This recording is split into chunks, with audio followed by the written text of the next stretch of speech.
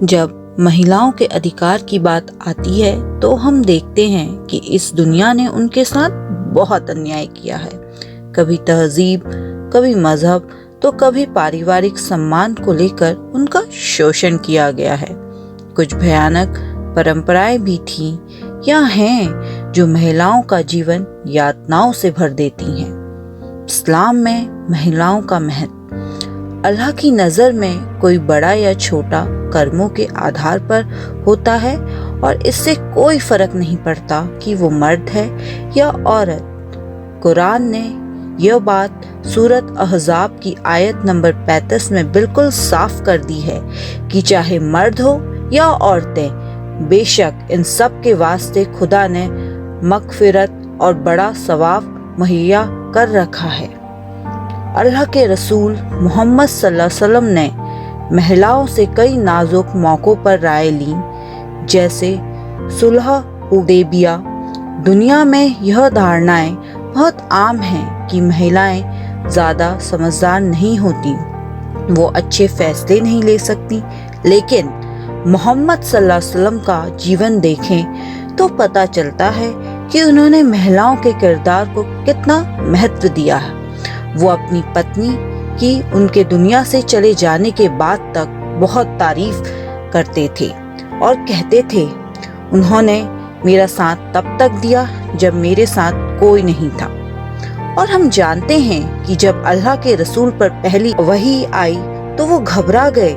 उस समय उनकी पत्नी हजरत खदीजा ने उन्हें संभाला, उनका हौसला बढ़ाया। इसी तरह आप अपनी बेटी और उनकी बेटियों से भी प्यार करते थे। कुछ पति ये समझते हैं कि वो अपनी पत्नियों से ऊपर है, जबकि इस्लाम ने इस रिश्ते को स्नेह और रहमत का रिश्ता बताया, जिससे जुल्म की कोई जगह नहीं। कुरान ने कहा है कि हमने तुम्हारे बीच में स्नेह और आकर्षण रखा है। इस्लाम का संदेश जब रसूल मोहम्मद सल्लल्लाहु अलैहि वसल्लम ने दिया तो अरब वालों ने आप पर इल्ज़ाम लगाया कि ये धर्म औरतों को बहुत महत्व देता है और उन्हें फैसले का अधिकार देता है। एक पुरुष प्रधान हुकूमत को ये मंजूर ना हुआ। आज उसी धर्म पर इल्ज़ाम लगता है कि ये औरतों पर अन्याय करता है, क्योंकि मुसलमानों ने उस धर्म की शिक्षाओं को छोड़कर अपने नियम खुद तय करने शुरू कर दिए। मर्दों की औरतों के लिए जिम्मेदारियाँ। इस्लाम ने हर एक को उसकी जिम्मेदारी के बारे में बता दिया है ताकि हम एक बेहतरीन समाज बना सकें जो खुशियों से भरा हुआ हो और अन्याय के लिए उसमें कोई जगह ना हो। नबी करीम ने कहा है कि ऐ लोगों, तुम्हारे अधिकार हैं अपनी पत्नियों पर और तुम्हारी पत्नियों के अधिकार हैं तुम पर याद रखो तुम हमेशा अपनी पत्नियों से नरमी का व्यवहार करना। आज के पति को ये बात पता होनी चाहिए और पत्नियों को भी, ताकि जब कोई पति अपनी पत्नी पर कोई अन्याय करे तो पत्नियां उसे याद दिला सके कि प्यारे नबी ने हुक्म दिया था।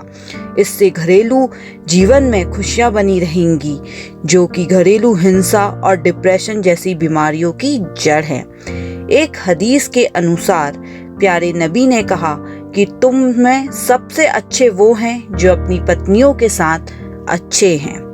कुरान ने कहा मर्द औरतों के समर्थक हैं और ये भी बताया तुम में से कोई किसी जगह ज़्यादा सामर्थ्य रखता तो दूसरा किसी और मैदान में। इस आयत को लोग पति और पत्नी के लिए समझते हैं, जबकि सच्चाई ये है कि आयत हर मर्द और औरत के लिए है, क्योंकि एक मर्द की जिम्मेदारियां सिर्फ पत्नी ही नहीं बल्कि उसकी माँ, बहन और बेटी की तरफ भी होती हैं। इसलिए मर्द को इन सब का समर्थक बनाया गया है।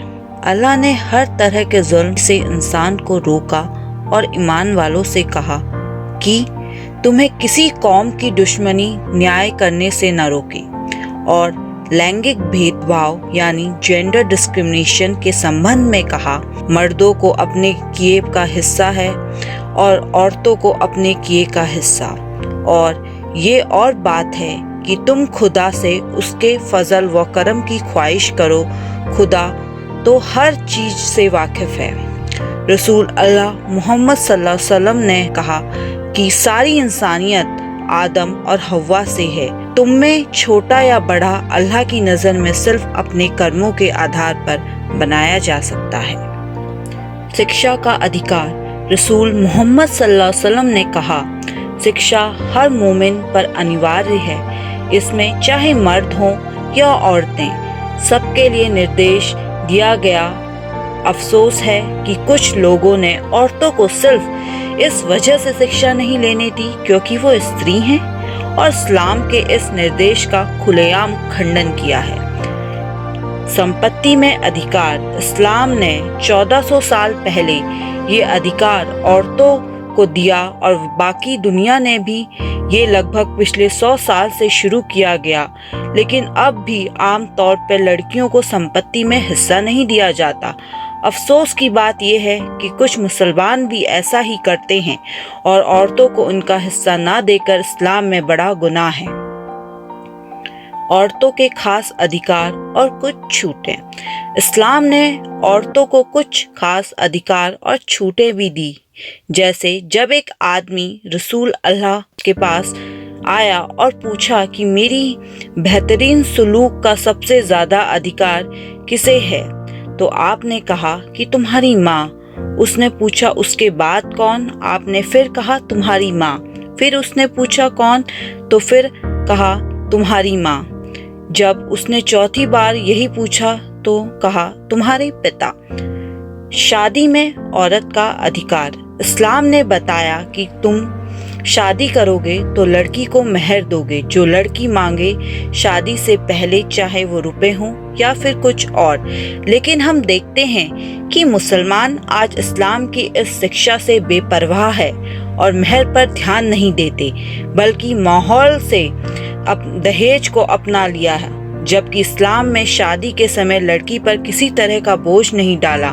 मुसलमानों को चाहिए था कि सारी दुनिया को संदेश दें, लेकिन अफसोस कि मुसलमान भी दुनिया के रंग में रंग गए, जबकि दहेज एक लानत है और मेहर रहमत है। हमारा फर्ज है कि न्याय का साथ दें और इस्लाम की शिक्षाओं को लोगों को बताएं ताकि समाज खुशहाल बन सके और अल्लाह हमसे राज़ी हो सके। याद रखें, इस्लाम ने अन्याय को एक बड़ा अपराध बताया है, इसलिए खुद को भी इस अपराध से बचाएं और समाज में भी इन बातों को आम करें।